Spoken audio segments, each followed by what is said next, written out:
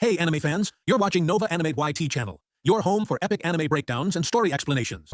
The scene then shifted to Choi Hyun-jun, who was falling through a black-purple mist. He landed abruptly in front of the main character. The main character remained silent as Choi Hyun-jun gasped, admitting that he had barely escaped with his life. Adjusting his glasses, he glanced at the main character and questioned him. The main character extended a hand to help Choi Hyun-jun up. As he did so, he reflected on the situation. Through the ultimate eye skill, he had been continuously observing events unfold. In case of danger, he had hoped that the vassal summon skill would work, and it had, successfully teleporting Choi Hyun-jun to safety, rescuing him from the goblin threat. However, Choi Hyun-jun was panting in pain. Upon closer inspection, an injury was visible on the back of his leg. Confused, he questioned how he had arrived at his current location. The main character, noticing his state, asked if he was all right. Choi Hyun-jun reassured him, claiming that he was fine and that such a wound would heal quickly. Despite Choi Hyun-jun's words, the main character thought otherwise. He decided that it would be best to list some medical supplies in the system window. Turning to Choi Hyun-jun, he asked him to wait for a moment before entering his apartment. There, he retrieved a first aid box. As he held the box, memories from his childhood resurfaced. Recollections of his mother treating wounds with medicine while he, as a child, had cried in front of her. Looking at the first aid kit, he realized the necessity of medical supplies in situations like this. He took out various items, medicine, thermometers, tape, carefully considering their importance. However, he soon remembered a limitation. The system store only allowed him to list 40 items. He could not list all of these supplies separately. At that moment, an idea struck him. Instead of listing each item individually, he placed everything back into the first aid box and listed the entire kit as a single item in the system store. After doing so, the first aid kit was priced at $77,331, and the system window displayed an option for reclaiming it. The scene shifted once again. The main character handed the first aid kit to Choi Hyun-jun and instructed him to show his injury.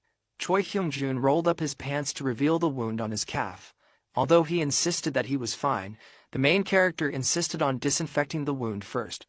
Choi Hyun-jun agreed. As the main character treated the wound, Choi Hyun-jun flinched in pain. A system window appeared, notifying the main character that Choi Hyun-jun's trust in him had increased, along with his loyalty. After completing the treatment, Choi Hyun-jun expressed his gratitude. While packing away the first aid kit, the main character pondered the well-being of the rest of the party.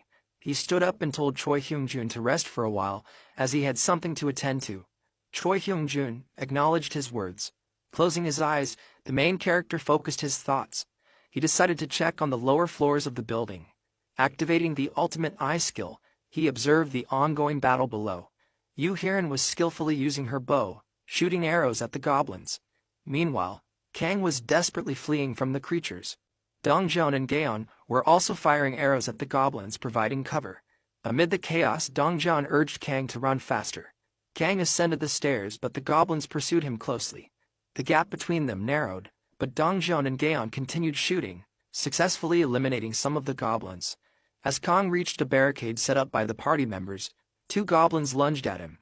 At that moment, Byung-ho intervened, not with arrows, but with his bow as a weapon, swiftly striking down the goblins. Byung-ho then leaped over the barricade, his eyes filled with determination. From behind, Dongjin called out his name in astonishment. As Dongjin and Kang watched Byung-ho fight, they were left wondering, had he always been this skilled in combat? The scene shifted back to the main character. Observing the party's efforts, he noted that they were holding their ground well. Just then, a system window appeared, revealing that Byung-ho's awakened ability was teleport. The skill description explained that it was a rank A ability, utilizing mental strength to move between distances. However, the user could only teleport to locations within their line of sight. Additionally, the more people designated for teleportation, and the farther the distance, the greater the mental strength required.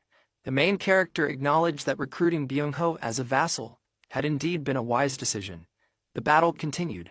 Dongjeon confirmed with Gaon that the extension socket was ready, to which Jeon affirmed. Then, Dongjeon checked with Yu Hiren about the water tank, and she confirmed that it was also prepared. Dongjeon instructed Byung-ho to hurry inside. Byung-ho swiftly lunged over the barricade, and at that moment a water tank materialized out of nowhere. It tipped over, unleashing a torrent of water onto the goblins. The creatures were drenched in the heavy flow. Seizing the opportunity, Dong Jian signaled Jian to activate the socket. Jian responded with a sharp "Roger" and switched it on. Electricity surged through the wires, and because the goblins were soaked, they were electrocuted and slain. A system window notified the main character that he had successfully hunted a goblin and gained a large amount of experience points. Additionally, 334,464 won had been deposited into his ultimate shut-in wallet. His skill level had increased, and he had acquired a new skill. At that moment, something within the main character changed. A purple energy began gathering around him, expanding outward. The energy spread across the stairs and even reached the basement, engulfing the goblins. Another system window appeared, notifying him that hostile beings had been detected and that their removal had commenced. As the goblins reacted in horror, their heads trembled violently before bursting apart. The final system notification confirmed it. Another goblin had been successfully hunted by the main character. The scene shifted as goblins attempted to enter the building. One goblin stood at the forefront, but behind him loomed a dark silhouette. As the goblin turned back, he found himself face to face with a bear monster staring at him intently. Without hesitation, the bear monster lunged at the goblin, sinking its teeth into him. The goblin's screams filled the air, causing the other goblins to panic. However, before they could react further, the bear monster swung its massive claw, attacking them. The creature tore into the goblins, shedding one with its claws while biting off the hand of another. 3 goblins launched themselves at the bear monster, but they were instantly shredded by its claws. 2 more goblins let out shrill screams and charged, only to meet the same fate. One goblin managed to latch onto the bear monster's body, sinking its teeth into its flesh. Another goblin followed suit, gripping onto the monster and tearing into its body. Frustrated by the relentless assault, the bear monster entered a frenzy. More goblins swarmed onto its body, viciously tearing at its flesh. The bear monster let out agonized screams and growls, writhing in pain. Then, in a shocking turn of events, all the goblins' heads suddenly burst open, killing them instantly. The bear monster twitched, trying to comprehend what had just occurred. As the realization of the goblins' deaths settled, a system notification appeared before it, granting it citizenship. At that moment, the bear monster began to shrink. Gradually, its massive form diminished until it was the size of a normal bear. Then, a woman emerged from within, revealing that the bear monster had been a girl all along. The woman, exhausted and weakened, lost consciousness and collapsed onto the floor. All of this was observed by the main character through his ultimate eye skill. His gaze remained fixed on the unconscious woman lying amidst the lifeless goblins. Internally, he questioned who she was. Almost immediately, a system notification provided an answer. Her name was Oh Yeonju. The notification further revealed her trust level as 9, her awakened ability as werebear, and her level as 33. Another system notification displayed the description of the werebear skill, which was ranked at A. It explained that the ability transformed the user into a beast, maximizing all physical and regenerative capabilities. The revelation made it clear that Oh Yeonju was an awakened metahuman utilizing her werebear skill. The main character's eyes widened upon realizing that not only was her level 33, but she also possessed an A-rank ability. Before he could process this fully, another system notification appeared, stating that Citizen Dong Jian's trust had reached 50, unlocking loyalty. The same applied to Citizen Yu Heron, whose trust level had also reached 50. Yet another notification indicated that Citizen Kang's loyalty had surpassed 30, making him eligible to be registered as a vassal. Finding the development intriguing, the main character took a moment to think before issuing a command. Closing his eyes briefly, he then reopened them and gestured toward the system window, instructing it to register Kang as a vassal. Instantly, a system window opened, displaying Kang's profile. His title was listed as the Third Servant. His trust level was 52, and his loyalty stood at 31. His awakened ability, Iron Knight, was ranked at B. The skill description revealed that Iron Knight allowed the user to summon a halberd and iron armor that covered their entire body. The main character pondered over the correlation between a vassal's level and their awakened ability. He imagined Choi Hyung-jun, whose strength of a gorilla was a C-rank awakened skill, with a level of 20. Then, he considered Kang, who possessed the Iron Knight ability at B rank and was level 25. Finally, he pictured Byung-ho, who had the teleportation ability ranked at A and was level 30. He deduced that once individuals were registered as vassals, Their levels were determined based on the rank of their awakened ability. As he continued contemplating, he imagined a random box, questioning whether the ranks of abilities were chosen randomly. He further speculated that if Byung-ho had gained an A rank ability in accordance with his loyalty value, then Choi Hyung-jun, who had a higher loyalty value, should have gained a B rank ability instead of a C rank one. Additionally, Kang obtained a B rank ability with a loyalty value of 31, making the factors influencing higher rank abilities an important mystery to uncover. Realizing the significance of this information, the main character acknowledged that he could only register 10 vassals for the time being. Thus, it was crucial to register individuals capable of obtaining higher rank abilities. However, he also recognized that not knowing what might happen if a metahuman were registered as a vassal posed a problem. At that moment, another system window appeared, stating that metahumans could now freely move between stairs, elevators, and corridors. The main character then walked toward an elevator. Placing his hand on it, he activated his ultimate eye skill. Through it, he observed Oh Yeon-ju lying unconscious in the basement. Soon, the elevator ascended to the 30th floor. The main character turned his head and addressed Choi Hyung-jun, calling his name. Choi Hyung-jun promptly responded. The main character then instructed him to bring the unconscious woman from the basement to the 30th floor. The elevator doors opened, and the scene shifted. At another location, the party members surveyed the aftermath of the battle, noting that all the goblins were dead, their heads completely gone. Kang, shocked, questioned what had just happened. He remarked that a swarm of goblins had suddenly charged at them, to which Kang added that it felt as if someone had caused it. As Kang and Kang gathered wire, Dongjun silently contemplated the powerful ability that had annihilated the goblins in an instant. He clenched his lips and recalled how Choi Hyung-jun had praised the main character for providing food, water, and even warm showers. Dongjun reflected on how the main character had supplied them with all the necessary ingredients and food, leading him to a realization. Imagining the main character's face in his mind, Dongjun looked toward Byung-ho. He recalled how Byung-ho had once been introverted but had changed significantly after meeting the main character. Dongjun concluded that the main character's abilities were something to be feared. However, no matter how powerful those abilities were, one undeniable truth remained. In this damned world, survival depended on being chosen by the main character.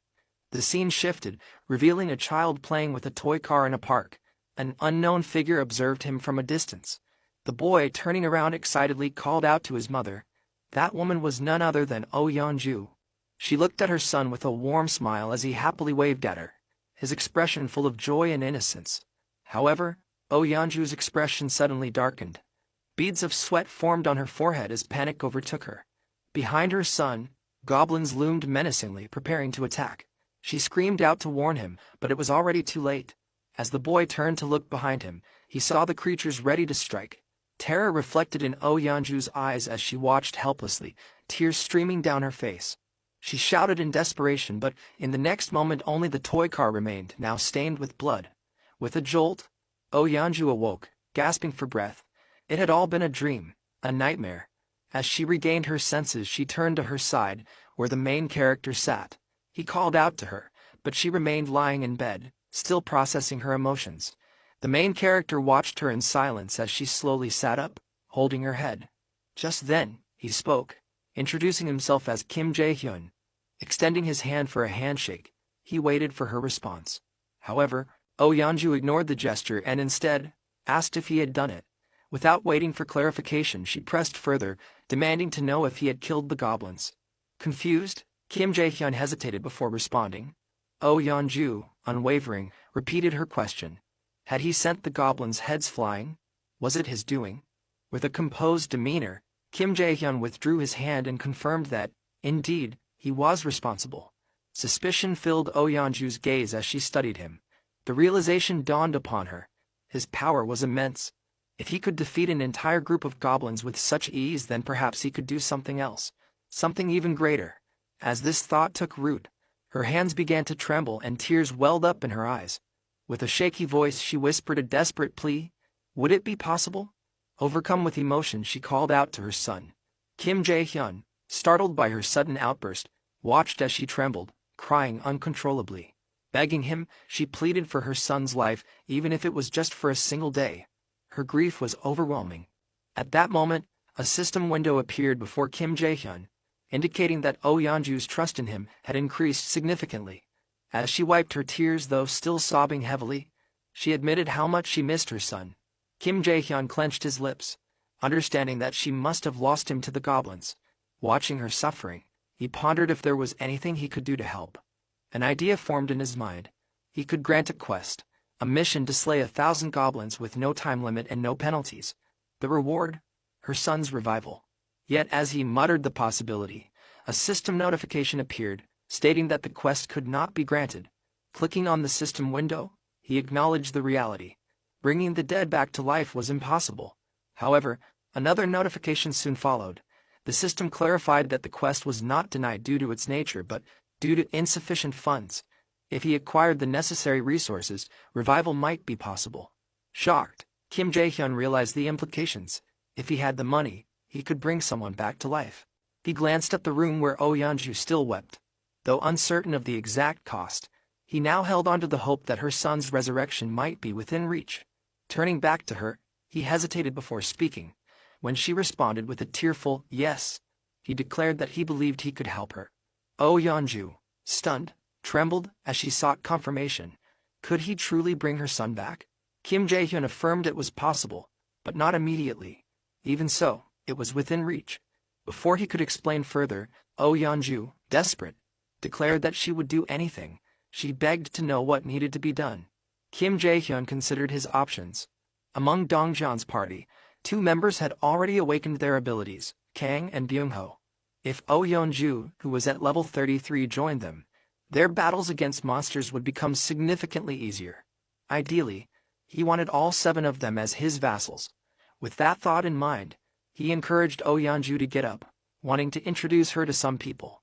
The scene shifted to Dongjeon, who greeted Oh Yeonju warmly, introducing himself.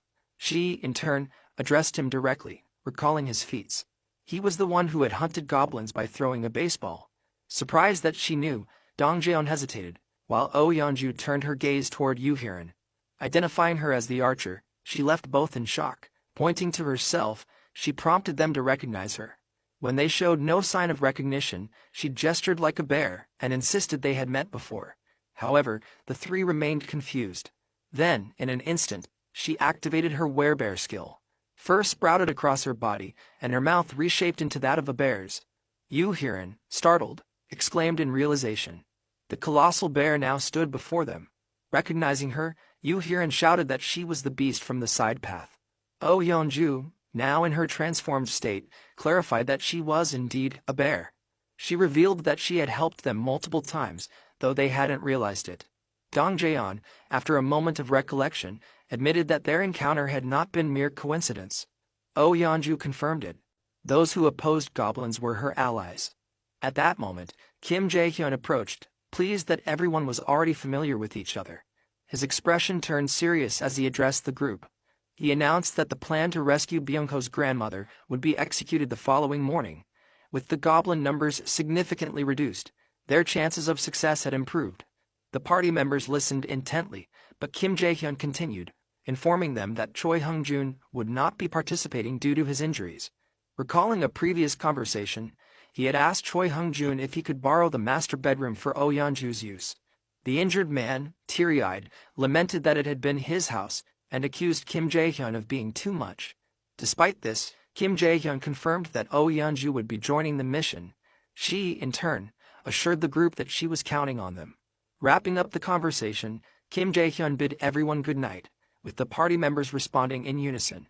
Just then, he called out to Byung-ho and Kang, catching them off guard. Gesturing toward the hallway, he instructed them to follow him. As night fell, the 3 stood apart from the others. Kim Jae-hyun turned to Byung-ho and Kang, posing a question. Did they know why he had summoned them? Both men exchanged puzzled glances, unsure of the answer. The main character continued speaking to Kang and Byung-ho, asking if they knew why only the 2 of them had been called there. Kang appeared uncertain, while Byung-ho admitted that he did not know. However, he speculated that it might be related to the power they possessed. The main character grinned and confirmed that this was correct. He then revealed that both Kang and Byung-ho had awakened their abilities, a revelation that left them both shocked. Turning to Byung-ho, the main character explained that his newly acquired ability was teleportation. while Kang had gained an ability called Iron Mind. Kang looked at the main character questioningly, trying to process this information. Meanwhile, the main character thought to himself that they needed to understand their abilities before embarking on their mission the following day. To begin, he accessed the system window and issued a quest. The quest required them to demonstrate their awakened abilities within an hour. The reward for success was an increase in strength, while the penalty for failure was having to sleep outside. As he looked at the system window, he noted that it was a party quest, and deemed it sufficient for now. At that moment, Kang addressed the main character, confirming that he was now like Dongjian and questioning whether this made him a metahuman. The main character affirmed this, and Kang, now visibly excited, exhaled sharply through his nose and declared, "Sick." He then eagerly inquired about his ability, Iron Knight. The main character explained that Kang would be able to summon iron armor and a halberd. Eager to test his newfound power, Kang attempted to summon his ability. However, nothing happened, leaving him frustrated. A brief silence fell between Kang and the main character. Meanwhile, Byung-ko tried using his ability and excitedly announced that it had worked. He immediately thought about how he could use this power to save his grandmother. Just then, a system notification appeared in front of the main character, informing him that Byung-ko's trust and loyalty had increased. Byung-ko bowed deeply and thanked the main character, but the latter stopped him, prompting Byung-ko to ask why. The main character warned that it would be too difficult for him to reach his grandmother at that moment. Confused, Byung-ko asked for an explanation.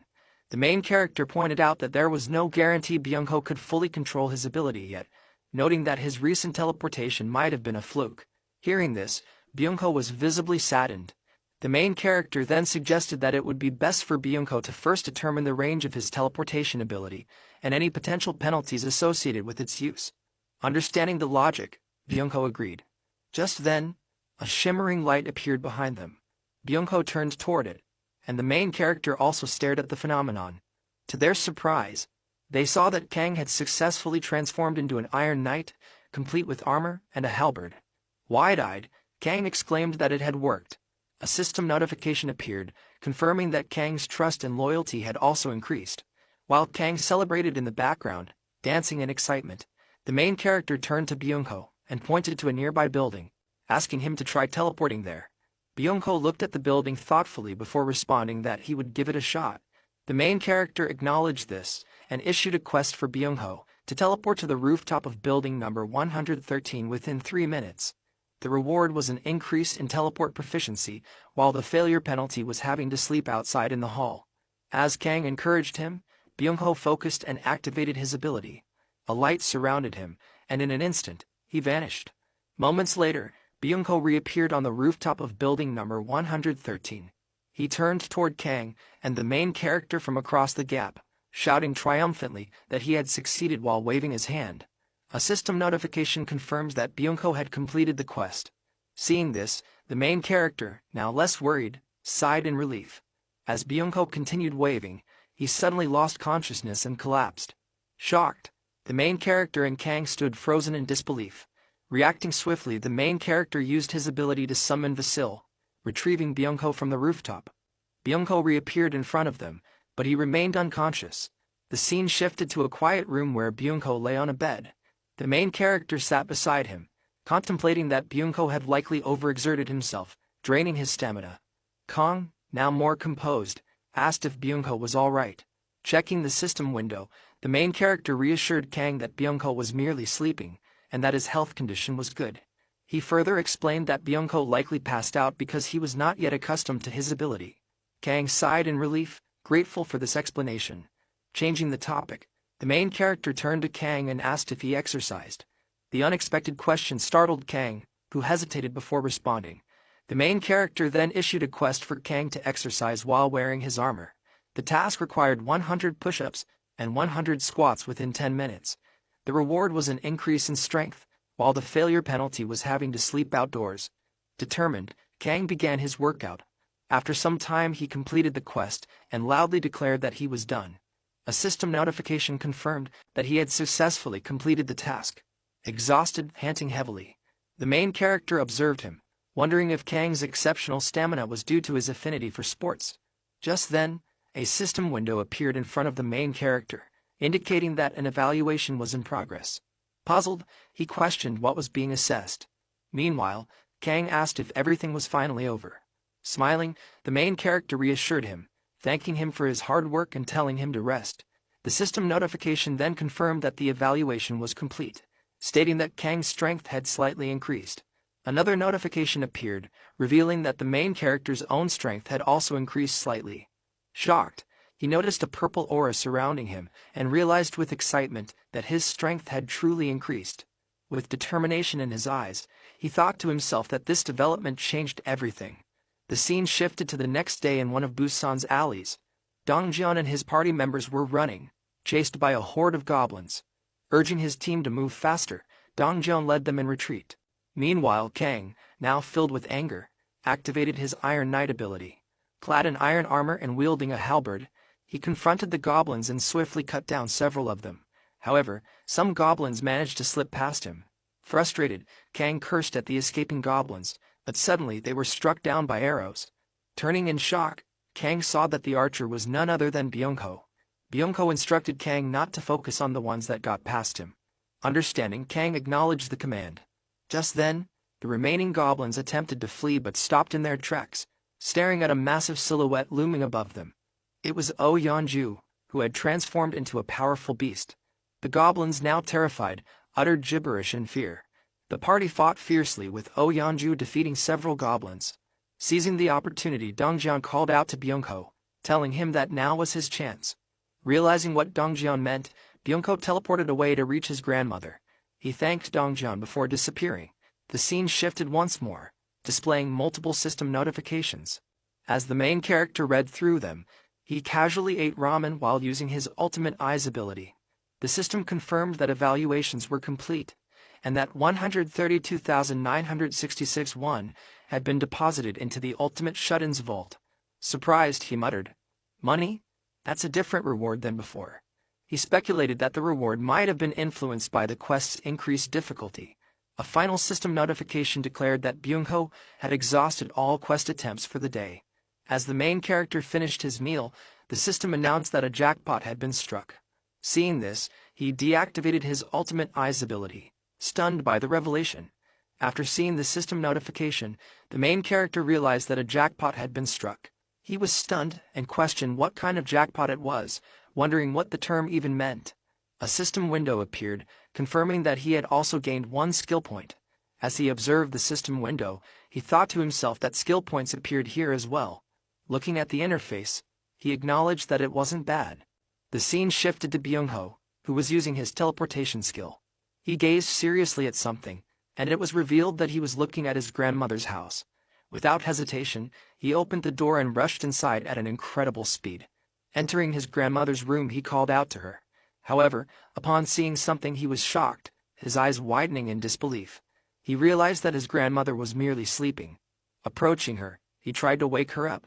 She mumbled incomprehensibly, unable to form words. In the next moment, she placed her hand over Byung-ho's and, with a questioning tone, asked if it was really him.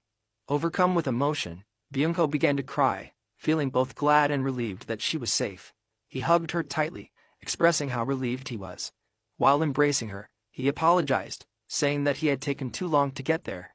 As he held on to his grandmother, he silently began thanking the main character, repeatedly expressing his gratitude.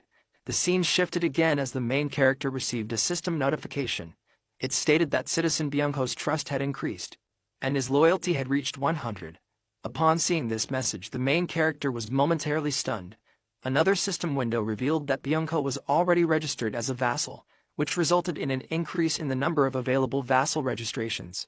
Shocked, the main character noted the new tab labeled Vassal Management in the system window. He then saw 3 vassals listed under his name: Choi Hung-jun, Byung-ho, and Kang. With his hand near his mouth in astonishment, he muttered that leveling up could be achieved in this way as well. He hadn't imagined such a possibility. Clicking on Byung-ho's profile, he decided to check the cost of leveling him up. A system notification appeared, informing him that he lacked the necessary funds. The message displayed the requirement. 100 million won was needed for Byung-ho's level up, and the process could only be attempted again once the money was acquired. Reading this, the main character was taken aback. He apologized to Byung-ho, admitting that he couldn't level him up yet. while slamming his hand against the table. Determined, he resolved to at least assign Byung-ko daily quests. Just then, he heard a sound.